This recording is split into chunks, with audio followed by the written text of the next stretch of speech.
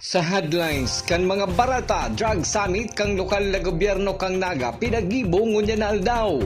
Mga mako ang national ID sa Philippine Statistic Authority, hulita requirement subuot para sa 4-piece, may halabang pila ngunyan. Driver kang SUV na na-involved sa road crash sa Goa, Camarines Sur, nasa ngatanan kaso. Naga College Foundation Basic Education Department nagpasiklab sa festival dance. Uya mga bareta sa aldaw na ini. Ako po si Maika Angeles. Pilang ngunyan sa opisina kan Philippine Statistics Authority ang mga makuan ng national ID, inihuli ta requirement subot ini para da matanggal sa listahan kan 4-piece kan DSWD. Ang detalye sa report ni Melvin Machado. Ini ang pilang inabutan kang GNN TV48 Naga News Team kasubagong aga sa opisina kang Philippine Statistic Authority, partikularmente sa opisina kung saan pinoproseso ang pagkuha kang national ID. Ang mga nakatukaw iyo sa regular na makuha kang national ID mantang sa gilid, iyo man si mga senior citizen na yaon sa priority lane. Sa anunsyo kang saro sa empleyado kang PSA, abot lang sindang alas 5 ning hapon, kaya imposibleng maubos gabos na nakapila na maserbihan. Para sa iyong gagamito ng ID?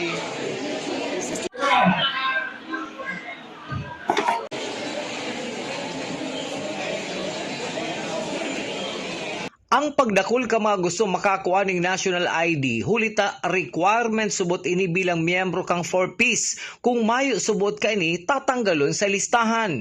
Si Lola Salvacion Bartolome, taga Bagakay, Tinambak, Camarines Sur, kasubanggi pa, yaon sa opisina kang PSA. Digdi na nagturog para makakuha ng national ID para sa saiyang makuapo. Alagad huli kang kadakol pang nainot sa saiya, then naman siya makakakuha. Problema niya ang kwarta kung mabalik pa digdi sa syudad kang Naga. Anay, ano ang ibigong ninduligdi sa sa PSA? Sabi po kaya itong sa purpose, magbasa po na ng national ID ang mga aki, saka magurang. Okay, yan po kami ginunya, makuha po kami ng national ID. Kaya lang po, pagkadain na kami makakuha, grabe po ang pila, may na po naglilista. Ang national ID sa impunda requirement. Sa purpose po da. Pag mayo kaya, Sabi po baga ka kung mayo po da, tatanggalon. kaya kang makuha.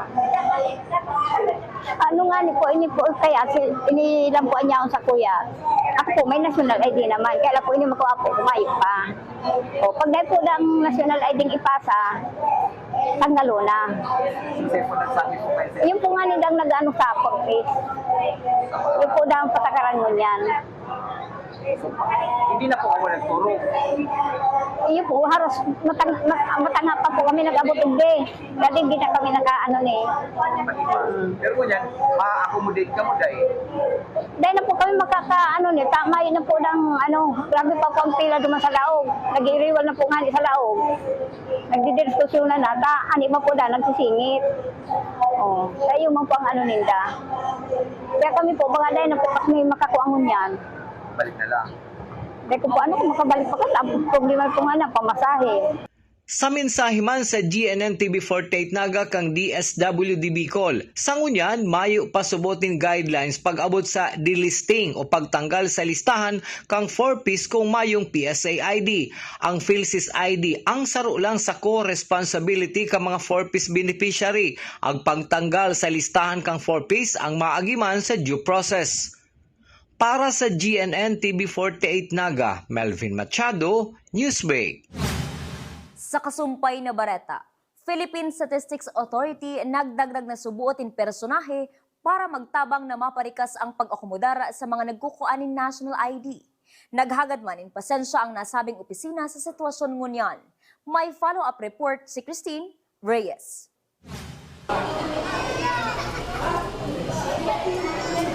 Kung nasa district po kamo, pasok sa district 1. Again, ang bukas pong RC, Calabanga. Halabang pila asin haloy na pagproseso ang aatubangon kan mga mapasiring sa Philippine Statistics Authority para magkuha ni national ID na iyang pinagrereklamo kan publiko. Pinagmarahay na makuha kan GNN TV48 Naga News Team ang lado kan PSA Manong Digdi. Mismong si Chief Statistical Specialist Raul Aspe Jr. ang naghampang sa muya para linawan ang isyong ini. Susug sa iya, dakol talaga ang nagkukuha ng national ID ngunyan. Nagdagdag naman sila mga personahe para maakomodar ang publiko. Sinabi pa kaini na haloy talaga ang pagproseso ka national ID kada sarong tao. Hulata, kinakaipuhan ang demographic data as in biometrics na kinababalihan kan iris scan, facial recognition as in fingerprint na minsan dai nagre-rehistro, hulata dai ini nababasa. Kaya ahagad kan PSA ang pasensya, taginigibo ninda ang gabos para masirbihan ang publiko. Sa part mo po itong mga nadungog na reklamo, inot naman, igwa kaming personnel.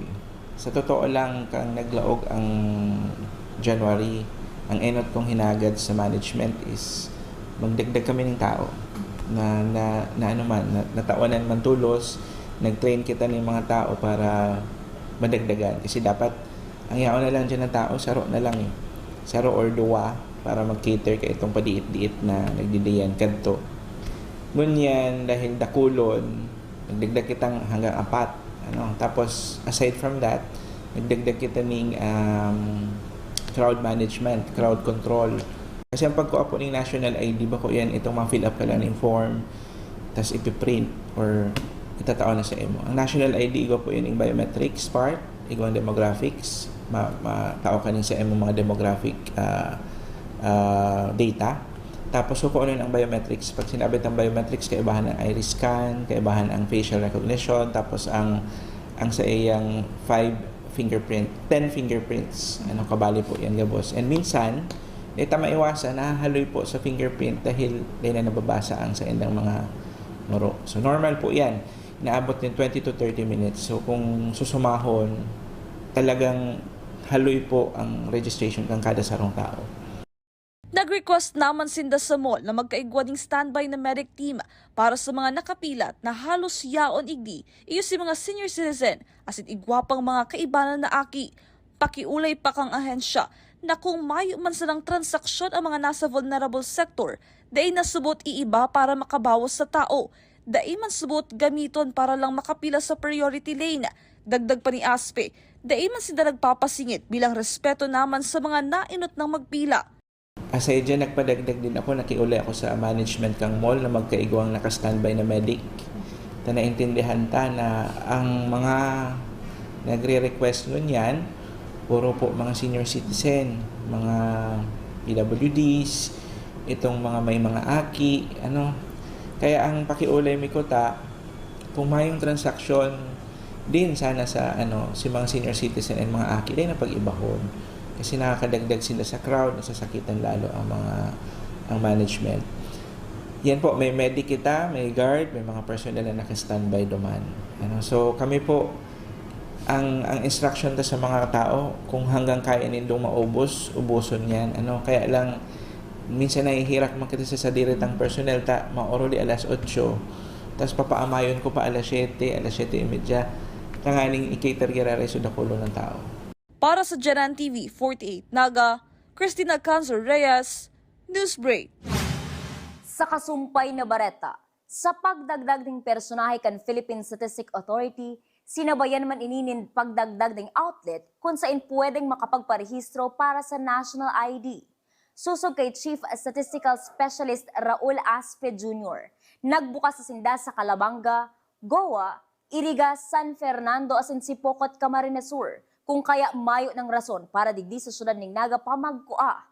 Alagad patanid ni Mr. Aspe ang sitwasyon digdi sa PSA Naga iyoman ang sitwasyon sa nasabing mga banwaan.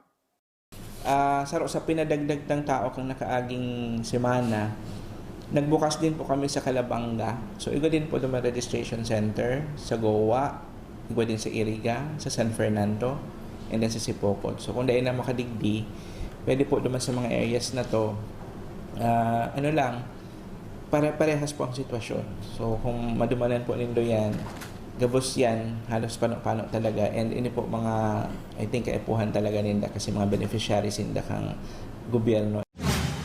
Sa iba pang bareta, sa agang Biyernes, gigibuhan ang pagpresentar kan Bloomberg finalist para sa early warning system sa syudad ning Naga. Kung maaaprobaran, tulos na babakalon ini asin saro sa mga plano na sa huring aldaw kan Marso dapat nagagamit na ini. Sinabi ni City Disaster Risk Reduction and Management Office Head Reyno Rodriguez, importanteng mahiling kung doable si ginibo kan Bloomberg finalist takun dae malipat sindanin ibang mababakalan na ready tulos. Alagad ang katuyuhan subuot kan pagpili sa mga local scientists, iyon na maipahiling sa nasyon na kaya man makapag-provide kan syudad ning Naga ning arog kaining proyekto nagibok ang mga young scientists. Ngunyan pong Friday, ma-present na po sinda. Actually, yaon na po sa email kung ano si gigibuhon. So, pag na-approve po itong ngunyan na Friday, automatic po purchase na sinda, magibo na sinda. Ang ano ta po ka ito is, sabi ko, on or before March 30 or 31, basta yung last day na yun kang Marso, up and running siya. Dakula po kayang very significant ining January 30 kasi mahiling ta duman kung doable si part katong inaano kang grupo kang mga Bloomberg finalist. So pagdae ma-shift kita into itong mga commercial na ready naman sila. Pero again, ang katuyuhan ta po ma-prioritize ta po ining mga local scientists na ma-showcase ta ini sa buong Pilipinas or eventually sa buong mundo na kaya man kang Naga locally na magibo kayan and ini ang gagamiton tatanganing proof of concept na si Naga mismo nagtiwala sa gibukan mga young scientists.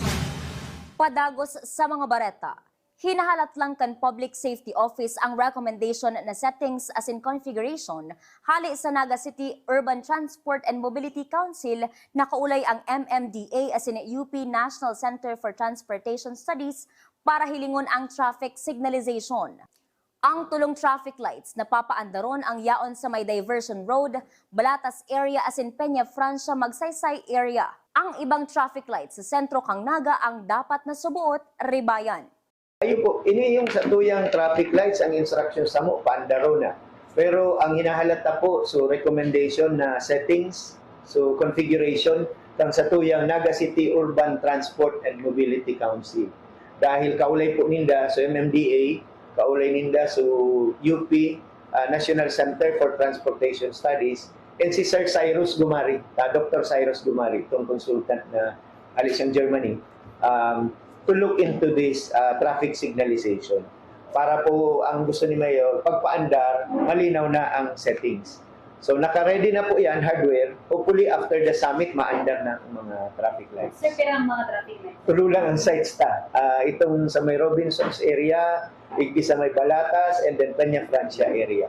All the others subject for replacement and the procurement process. Sa samuyang pagbabalik, driver kan SUV na envuelto sa road crash sa Goa, Camarines Sur na ikinagadan kan 4 na persona nasa ngatan nin kaso. Yan as in iba pang nangingenot na mga bareta digilang sa GNN TV 48 Naga News Break.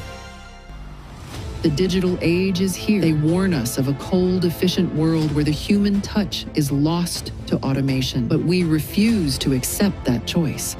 At Naga College Foundation, we believe the best future is one led by heart. We equip you with the skills you need to thrive. From our dynamic programs in finance and business, to the hands-on fields of IT and engineering, through our vital health sciences, our justice programs in criminology, and the crucial roles of education in the arts, we cover the entire spectrum of tomorrow's workforce. Here, you don't just become future ready, you become a worker with empathy, a leader who understands that technology must serve humanity. Choose the college that prepares you not just for the job, but for the world. The future is here at NCF. Enroll at Naga College Foundation. Let us build a brighter, kinder tomorrow.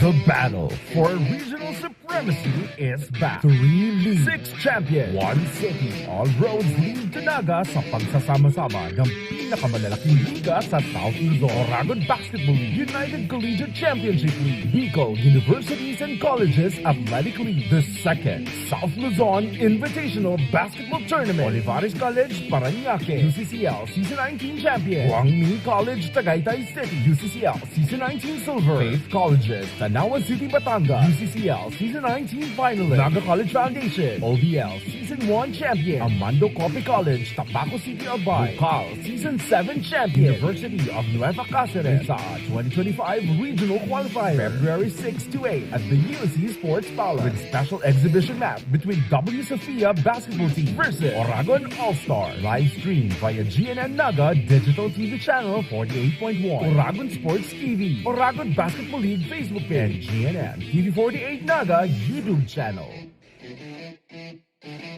The future is a race. At Naga College Foundation, we don't just keep up, we set the pace and we change the game. College of Business and Management, where ideas grow into enterprises. College of Teacher Education, shaping minds that shape the nation. College of Health Sciences, where compassion meets innovation. College of Engineering, designing solutions that redefine tomorrow. College of Arts and Sciences, fueling creativity, culture, and connection. College of Accountancy and Finance, empowering the economy through mastering numbers and market. College of Criminal Justice Education, protecting communities with excellence and integrity. College of Computer Studies, coding the language of the future. And with NCF micro-credential programs, you don't just wait for the future, you leap into it. Gain and demand skills fast, short, powerful, and flexible. Designed to fit your life and fuel your career. 8 colleges, endless possibilities, and micro-credentials to keep you ahead of the game.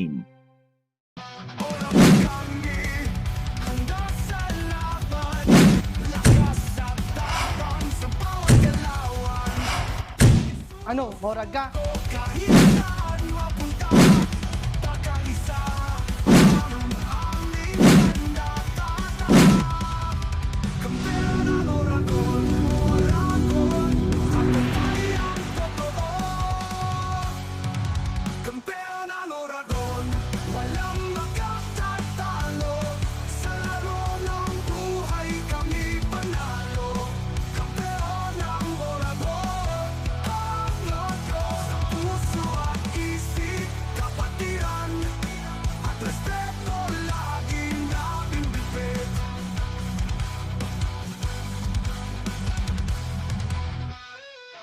Seeing clearly shouldn't mean traveling far from home. At Camsur Eye Center, world-class care is right here in the heart of Rinconada and the Bicol region. With advanced diagnostic tools, ophthalmology specialists, and a team that treats you like family, we bring expert eye care. From children's screenings to managing cataracts, glaucoma, and diabetic eye conditions without the need for long trips. Because your vision matters, and so does your time. Camsur Eye Center, world-class eye care just around the corner.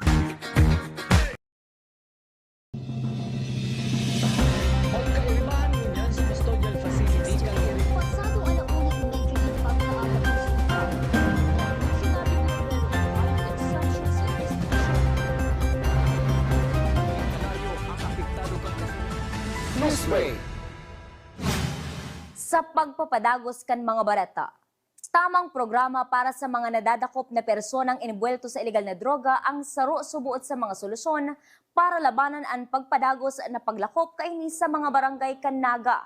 Ang detalye sa report ni Cristina Valenzuela. Bako lang pagdakop kan mga drug personalities sa syudad kang Naga o sa bilog na probinsya kan Camarines Sur ang solusyon kan PDEA asin PNP para mapundo ang padagos na paglakop kang illegal na droga. Sa ginipong Drug Summit kasubagong aga sa Ateneo de Naga University, tinawan doon na kaipuhan ang magkakanigong intervention o treatment sa mga personang naaresto na imbwelto sa illegal na droga. Obheto kaini na aramon ang sitwasyon kan syudad asin magkaigwanin mga epektibong lakdang kontra droga. Napakaganda nitong program po ng Naga City sa panguna ni Mayor Lenny kasi ang purpose po nitong Drug Summit is talagang alamin kung ano talaga yung sitwasyon ng droga dito sa Naga City. Kumbaga, nandito lahat yung maaaring makatulong kung paano natin masolusyonan yung problem sa drugs. Nandito po yung law enforcement, nandyan yung local government unit at yung kanilang mga attached NGOs na makakatulong kung paano natin masugpo yung problema sa illegal na droga. Hindi lang po dun sa supply, pati dun po sa demand reduction. Presente sa summit ang kada miyembro kan Anti-Drug Abuse Council, araw kan PDEA, PNP Naga, lokal na gobyerno kan Naga asin mga barangay officials asin iba pang stakeholders para ilatag ang mga planong makakatabang sa pagsugpo kan nasabing problema.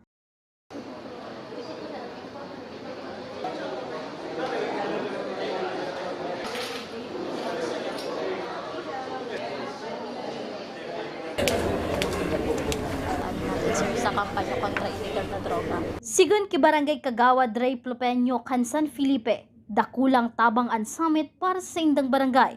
Sa tabang kan mga bagong stratehiyang sa indang makukuha, mas maaaraman ninda kung anong mga lakdang ang kaipuhan gibuon kan barangay para maresolberan ang problema sa illegal na droga. Stratehiyang makukuha ang mitigdi sa summit na ini. Kung ano ang pwedeng gibuhon, kansarong barangay official, kansarong barangay, para mapupo na ining drug na problema kan sa tuyang sosyedad. Sa lado man kan PNP Naga, sinigurado ni City Director Police Colonel Gilbert Fariñas na nasa manageable level pa ang sitwasyon kan droga sa syudad. Dawa man may mga natatada pang drug personalities sa mga barangay. Dagos-dagos man kiraray ang operasyon kan mga otoridad para ini maubos. Meron pa naman po mangilan-ngilan na mga personality doon sa mga barangay natin. Kaya lang po, continuous po yung ginagawa nating operation para po maalis po natin yung mga drug personalities po doon sa mga barangay po natin.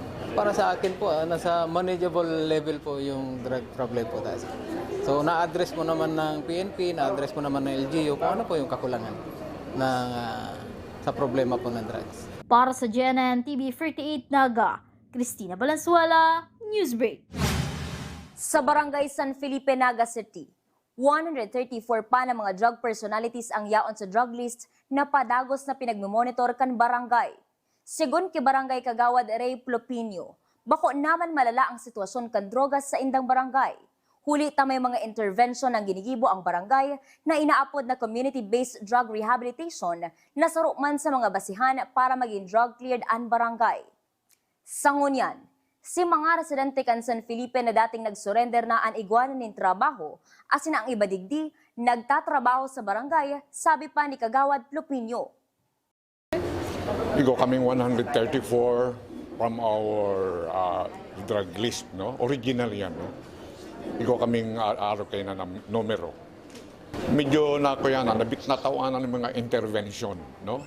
Itong inaapod na community-based drug rehabilitation, saro yan sa mga requirements para ma-drug clear ang sarong barangay. Kung mga nag-surrender, iguanan ng mga trabaho sa iba, may inabsorb kang barangay, yaon sa mo nagtatrabaho, and closely monitored by itong mga ahensya na nag-monitor kang sitwasyon. Padagos sa mga barata, sa anong na probinsya sa Bicol ang Camarines Sur ang may pinakadakulang problema pag-abot sa ilegal na droga basado sa datos kan PDEA Regional Office 5. Sigun ki Investigative Agent 5 Adrian Fajardo, ang probinsya kan Camarines Sur ang subo transshipment point kan ilegal na droga alagad dai gustong sabihon na sa probinsya lang kan Camarines Sur binabariwas ang mga droga. Huli kay ni, nag-urulay ang gabos na law enforcement unit na magpasunod ng higot na kampanya kontra ilegal na droga para madakop ang mga supplier kan droga. Sa ngayon po, base po dun sa data po ng PDEA Regional Office 5, dun sa 6 na probinsya dito sa Bicol, ang province po talaga ng Camsur is medyo mabigat yung problem. Is it because ito po yung pinaka-transshipment point ng illegal drugs from Manila going to Bicol. So from dun sa NCR, ang bagsak po talaga ng droga is dito sa probinsya ng Camsur. But hindi naman po ibig sabihin, nandito po lahat ng consumption nun. So pinahati-hati po yun sa ibang mga probinsya. Dito lang po sila nag-meet, yung nagdi-deliver ng drugs at saka ng receiver from other province of Camsur. Kaya dito sa probinsya is nag-usap-usap po lahat ng law enforcement unit na i-intensify natin yung ating campaign against illegal drugs. Kung baka i-level up pa natin yung ating effort para po masawata natin yung supply.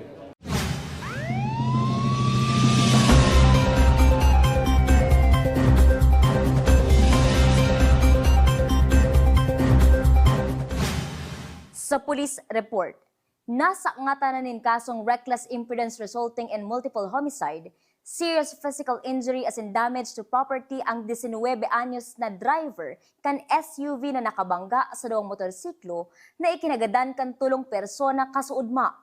Kinumpirmar ini ni Police Major Ronald Brugada, ang Chief of Police kan Goa Municipal Police Station. Sa ngunyan, pinagbibilaran na sa indang residensya ang magtugang nakabali sa pinagbawian ng buhay mantang may saro pa sa buot na kritikal sa ospital.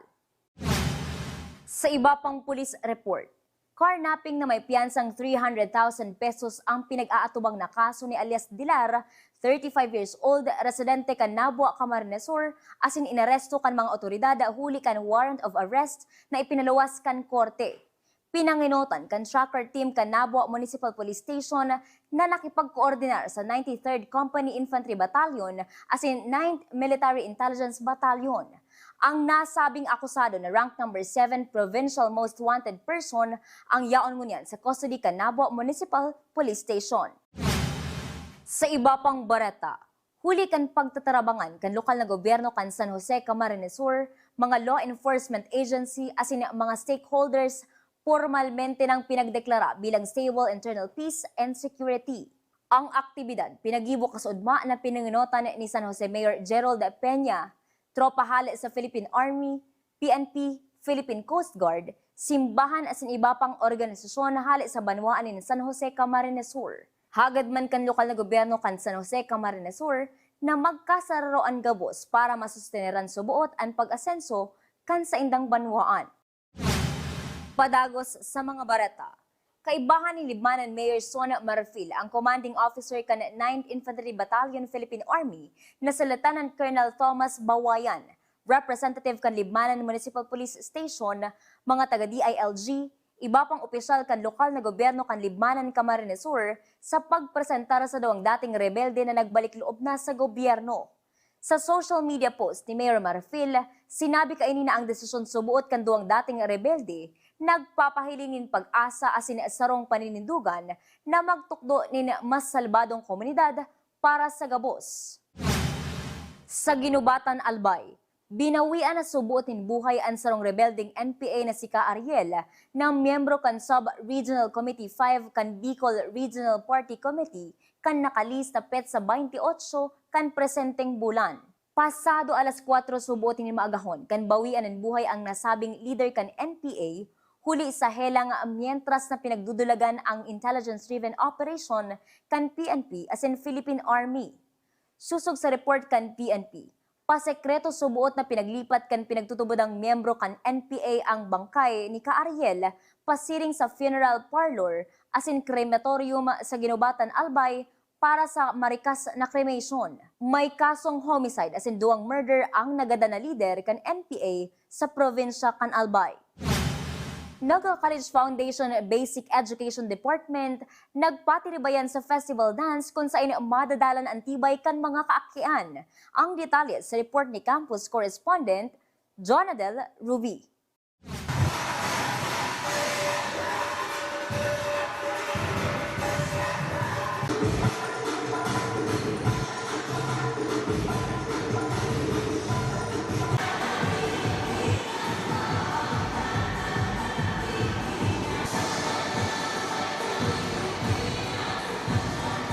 Kulturang Pilipino, ang ibinida asin ipinahiling sa festive performances kan Naga College Foundation Basic Education Department, partikularmente ang mga grade 9 students na nagpatiribayan sa man iba-ibang festival dances, arog kan sinulog, ati-atihan, panagbenga, pantidos, maskara, kadayawan, niyugyogan asin ibalong dance festival. Sigun kay Kian Mark James Pamon, bilang maestro, saro ini sa paagi para maipahiling kan mga estudyante ang sa indang kakayahan asin dai malimitahan ang sa indang tibay sa laog lang kan sa indang classroom. Asin magkaiguan ng mga pagkakaabalahan apwera sa gadgets asin iba pang makabagong teknolohiya. Actually po, the purpose po of the Pasinaya ng Kulay at Galaw is to celebrate the beautiful culture and tradition of the Philippines, since nowadays po, most of our students are inclined with our technology. So this particular performance task, major performance task of our grade 9 students is giving them avenue to show the true identity of a Filipino. Kasi most of their performance tasks po are confined in the four corners of our classroom. So this is the perfect avenue for them to go outside and go out of their comfort zone, and mas maipamalas po kung ano talaga ang kakayahan nila as a student. I am very honored and I am so proud to our grade 9 students, because given na we have a limited time to prepare, nakapag-present sila ng napakagandang performances na even the senior high school students po is na-amaze po sa kanilang performance kahit po grade 9 student pa lang sila. And then po, gusto ko magpasalamat to all the parents, to our administrator, kay Ma'am Alita, kay Sir Al, kay Ma'am Raquel, na sumuporta po na maisakatuparan po itong festival ng grade 9. An event, saruman pagkakataon para sa mga estudyante para maibida ang kultura asin tradisyong Pinoy. Saro sa mga aktibong estudyante na nag-perform si Akisha Colin Hantik. Ini po ang pinakamaganda experience kung niya na grade 9. And tigtaw mi po gabos ming effort buong piyatas para manggana po kami. And maski po may mga problema na nangyari arog subago, nagkawarara po sa ibang preps. Pero nagibuhan mi po ng paagi. Kaya importante po ang teamwork. Sa pag-abantay kan panahon, asin pagtalubo kan teknolohiya, importante natatawan atensyon, asin maiheras urug na sa presenteng henerasyon, ang pagpreserbar sa yaman asin kagayunan kan kulturang Pilipino. Para sa GNN TV 48 Naga, Jonathan Ruby, Newsbreak. Yan ang mga bidang baretang nakalap kan mas pinuksog na puwersa kan GNN TV 48 Naga News and Bico Affairs. Day manigaw na i-follow sa aming official Facebook page, GNN TV 48 Naga. Padagos kaming mahatod yung mga baretang garantisadong nangingirot asin napapanahon. I-hit ang subscribe button sa aming official YouTube channel, GNN TV 48 Naga, para updated kita sa mga bareta asin istoryang Bida ang Bicolano. Ako po si Ja Maika Angeles, asin inian GNN TV 48 Naga, Newsbreak. The second South Luzon Invitational Basketball Tournament, powered by PLDT, with special exhibition game between WB Sofia and Aragon All-Stars, February 6 to 8 at the UNC Sports Palace. Presented by Sundays Hotel, Concepcion Pequeña, Naga City, Lemon Residences, Magsaysay Avenue, Naga City, Papatantan Apertel, Diversion Road, Naga City, Summit Sports Hub and Private Resort, San Vicente Canacman, Camarines Sur, Gold Trans BTS, Naga College Foundation, Summit Hotels and Resort, Go Hotels, Jag Sportswear, DLB Printing Services, AAT Ads, Jazz Tire Master, Midnight Naga, Tigers Cafe, Claypot Cafe, Camser Eye Center, Glass House Beach Resort, Taranan Pasacao, Camarines Sur, Safe Side Transport, 101 Mall, Lotus Blue Hotel, Nelabahan Laundry Shop, and 3N Bakery.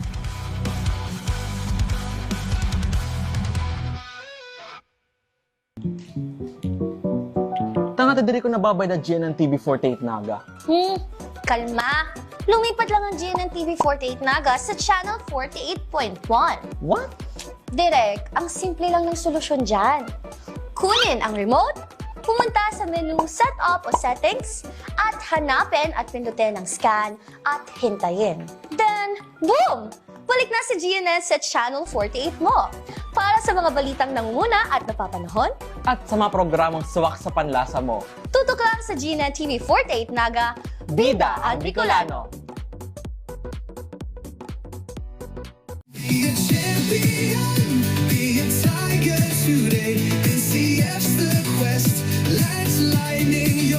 At the Naga College Foundation Basic Education Department, we provide an environment where innovation is nurtured and resources promotes collaboration and discovery. Our students benefit from hands-on learning in cutting-edge science and technology laboratories, bridging theory with practical application. We maintain a supportive institutional framework, ensuring a safe, clean, and academically focused atmosphere for every student. Beyond academics, our comprehensive facilities, including sports, develop leadership, teamwork, and discipline. NCF is proud to be a LASO accredited institution, a recognized mark of excellence and high-quality education. This is Naga College Foundation Basic Education Department, changing the game.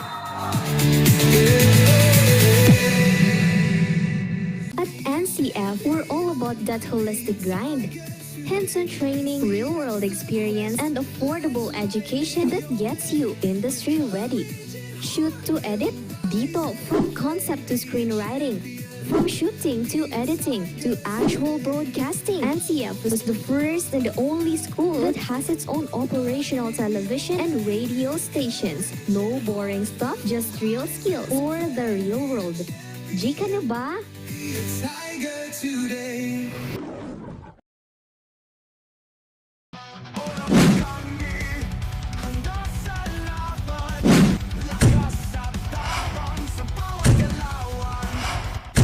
Ano, horag ka?